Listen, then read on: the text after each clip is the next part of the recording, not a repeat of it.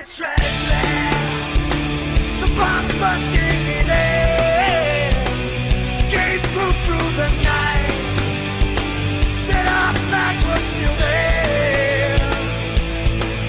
Oh, say does that star-spangled banner yet wave for the land under the free and the home of the brave.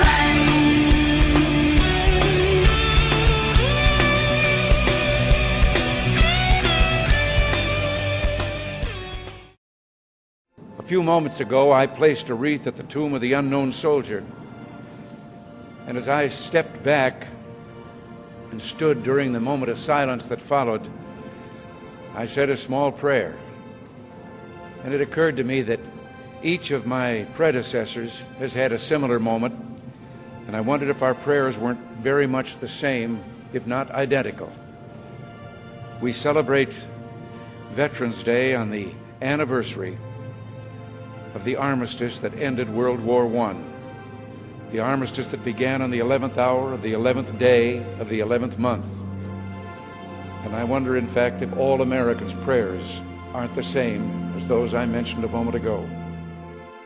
For all we can ever do for our heroes is remember them and remember what they did, and memories are transmitted through words. We see these soldiers in our mind as old and wise. We see them as something like the founding fathers, grave and gray-haired. But most of them were boys when they died, and they gave up two lives, the one they were living and the one they would have lived. When they died, they gave up their chance to be husbands and fathers and grandfathers. They gave up their chance to be revered old men. They gave up everything for our country, for us. And all we can do is remember. There's always someone who is remembering for us. No matter what time of year it is or what time of day, there are always people who come to this cemetery, leave a flag or a flower or a little rock on a headstone. And they stop and bow their heads and communicate what they wished to communicate. I think sometimes of General Matthew Ridgway, who, the night before D-Day, tossed sleepless on his cot and talked to the Lord and listened for the promise that God made to Joshua.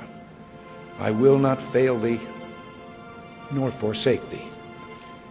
We're surrounded today by the dead of our wars. We owe them a debt we can never repay.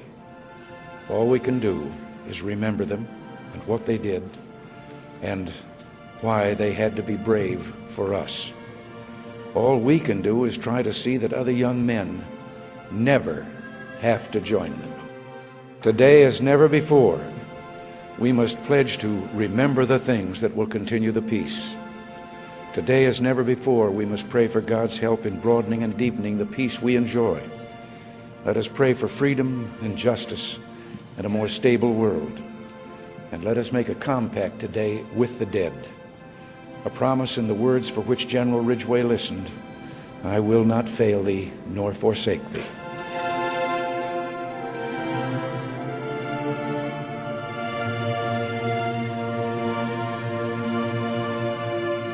Good morning, Davis. Today is November 11th, 2014. We will be celebrating Veterans Day today at 10 o'clock, where we'll have a lot of community members, parents, grandparents, and county dignitaries in the building. Mr. Rao has worked really hard. Ms. Looney has worked really hard to put together a great presentation.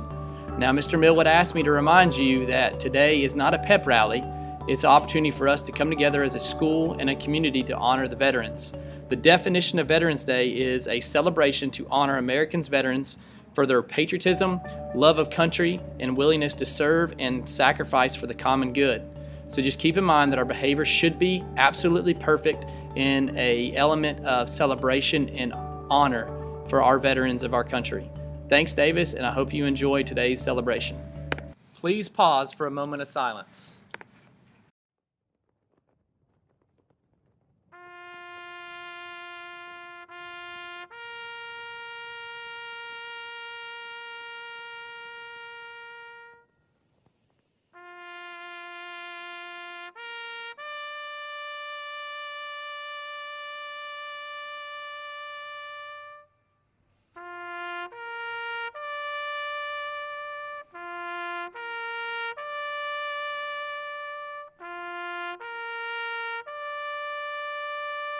Please stand for the pledge. I pledge allegiance to the flag of the United States of America and to the republic for which it stands, one nation, under God, indivisible, with liberty and justice for all. And